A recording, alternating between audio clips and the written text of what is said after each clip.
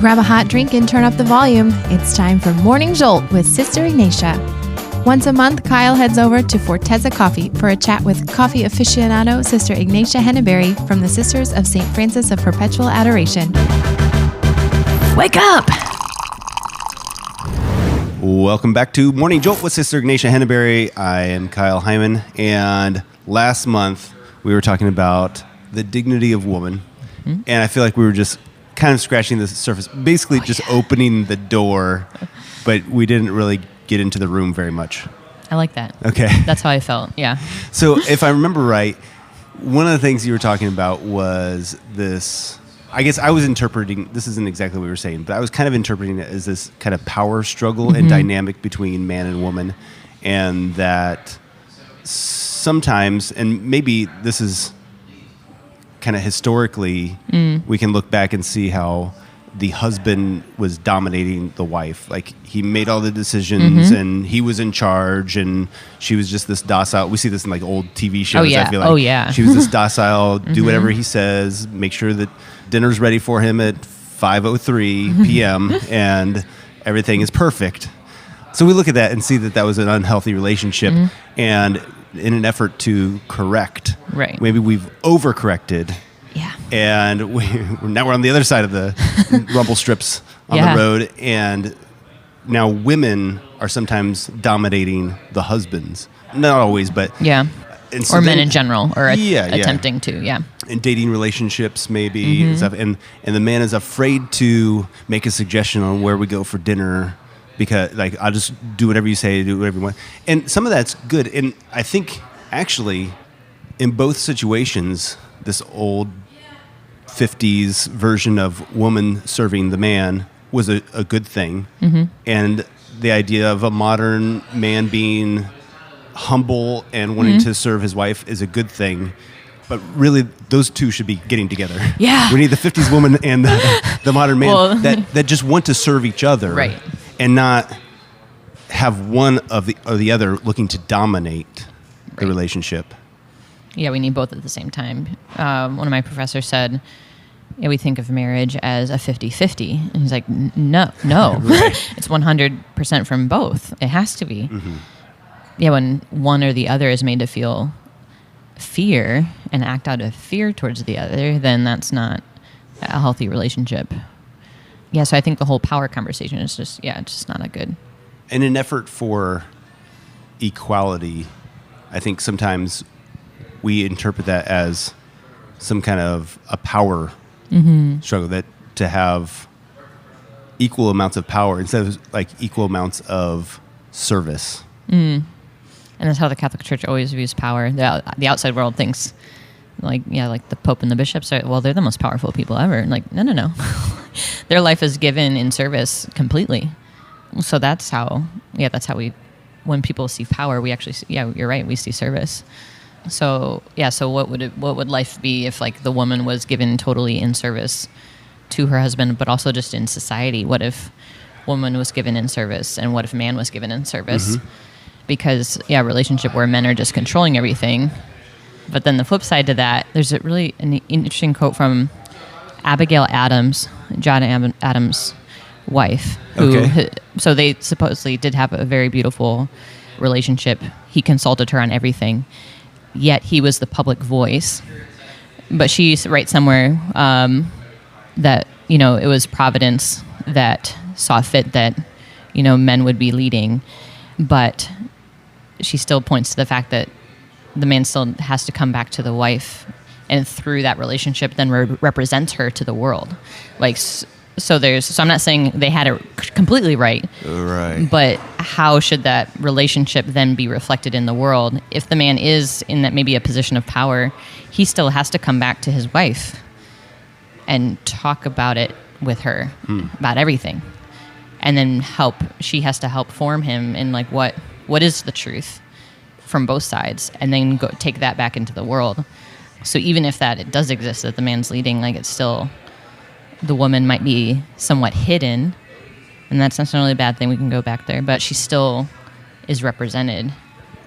In all of this, I feel like there's also when you have this power dynamic, this power struggle, there ends up being, it seems like is also the robbing of, in the case of a woman dominating a man, he ends up being robbed of his masculinity. And so then we have men that don't know how to be men. Yes. And not to blame women for that, but it's almost like when we get one gender identity wrong, it affects the other. We get both of them wrong. And vice versa. So when Yeah. masculinity is misrepresented, then the women don't have the dignity. Correct. And when the women are overcompensating, then men lose their dignity. Yeah, because there's something specific about a woman's dignity that I think it isn't affirming it. You know, like I think we mutually affirm each other, but a woman's dignity, and I think in a special way, is kind of affirmed by a man in the way, just how we're built in loving, you know? So I think, if men are then made to feel fear, like, oh, I'm not supposed to, you know, show honor or show reverence for this woman, whoever this woman might be, then what are they supposed to do? Right. What's wrong with either being differential as a man to a woman, or what's wrong with being protective, or what's wrong with, honoring who she is? What's wrong with that? And while it's good for women to be studying the dignity of women, and we have all of these classes or workshops or retreats or whatever that There's are a for lot. women, I feel like this is something that men should be studying too, because that's part of the problem, is that besides this generational kind of swing and overcorrection within the life of a woman, if she's not shown dignity, not just by women, but probably just as More important so, or more yeah. so from men, whether it be fathers, brothers, friends, boyfriends, if they're not treating her with dignity, then what is her perception of her own dignity? Right. It's formed. Regardless of how many classes she takes Yeah. to understand it. Yeah. So this is our role as men, is to show women their dignity, even if they don't see their dignity. Yeah. Yeah. It has to be healed a lot of times. How do we do that? Ooh. A lot of love. Dear men. Yes. A message from Oh, Sister Ignatia Henneberry. Yeah, like men in general, like I would love to just be able to affirm who they are, because I think, that their whole masculinity sometimes is like thrown into question or something. Like, no, like you're a good man. Like you can be a good man. Like when I have girls that are like going on first dates or something, and they're like telling me like, well, like he asked me on a date, and like he picked where we went, and like he got flowers. I'm like, and then I want to go to that guy. I'm like, good job. I'm like, everyone is telling you that the woman needs to make decisions. Like, no, like it's okay. Like you did the right thing. Like you said, I want to go on a date with you. Yeah. Good job. I think men are scared. We're timid. And part of it is to ask a woman out on a date is opening yourself up for rejection. And the easiest way to avoid that rejection is to not ask her out. Yes. And it's kind of fear. Yes. And then they just start like, well, we're talking. I'm like, oh, so you're texting each other. Like, oh, we're talking. Like, no. And then they just kind of fall into this like progression of relationship instead of. And so then she thinks he's not interested in me. Right. When actually he's just afraid that you're going to say no. Yeah. And so then she gets depressed because this guy I like won't ask me out. And he's depressed because he's like, she's probably just going to reject me. And he's already... I don't know how to fix that. Oh, But I think it's in the healing. But I think that's important. I think that men need to fear rejection. Yeah. Because then whenever you do ask somebody out, there's a humility. And we come into a relationship with that humility. Yeah. To say like, look, I kind of was just standing there and you had the ability to make that decision, rejection. And so the guy asking a girl out, I think a lot of times we see that as like a power play.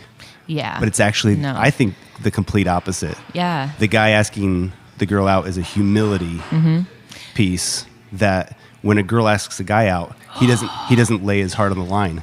Now he's in the power position. It's manipulation. That's what that is. Whenever we think it's the opposite. Yeah. And honestly, usually, this gets back to stereotypes, but men need that humility Yeah. in the relationship. And I think it has a lot to do with symbol that like woman is a symbol of humanity. We receive love. Yeah. We're the beloved. That is our dignity to be beloved. And then the man is the one that does initiate. He is in, so man is not equal and closer to God in like value, but in symbol, he represents God and how God loves. So in like the example of asking somebody out, like the man does that as God invites humanity into love with the open, wounded heart, knowing that humanity can say no. And that's how love ought to be. So the man kind of takes that position and says, I'm putting my heart out there, full knowing that it could be rejected. But that is, part of the man's dignity of like, I'm having that, like you said, humility and that strength of giving the invitation, but being able to have the heart to accept a rejection. Like, yeah. So what advice do you have for men as to how can we best show women their dignity? Maybe stepping out of the dating relationship, but we've got friends, classmates, cousins, sisters, daughters. How do we show them their dignity? Ooh, I think for starters to realizing that most of the women that you would encounter have been hurt. So there is like some woundedness in their own femininity. So if they start acting out of that, don't take that personally. Try not to. So I think some like perseverance would be go a long way. Okay. Yeah. Then how to affirm that. I think, caring how the woman in your life, whoever she is, like caring how she thinks about something and how she, views a problem, what's going on in the world, like all those things. Like I think that exchange of ideas needs to happen because we do think differently. It's just, and then I think to not be afraid to defer to the woman in certain situations that, you don't need to be like groveling on the floor or anything like that. But like, there's nothing wrong with opening a door or nothing wrong with you're out with a group of friends getting, your orders up and like grabbing something for somebody. Like, like I don't think that's a wrong thing to do. So, and women accepting that isn't accepting it out of, we don't accept that out of weakness. Right. It's a respect. Yeah. You do it out of respect for the other person. Yeah. That there is a kind of mystery to woman that is just different than man. So like him showing respect in that way that's fine. He's not necessarily just because of me. It's not because you don't know how to open a door. Right. Not just because me. You're too weak to carry the tray. True, clearly. Right. It's more about who I am as a woman, not just because of... Yeah. Yeah, so I would just like encourage young men to try, persevere. Because the wound can't be healed without them.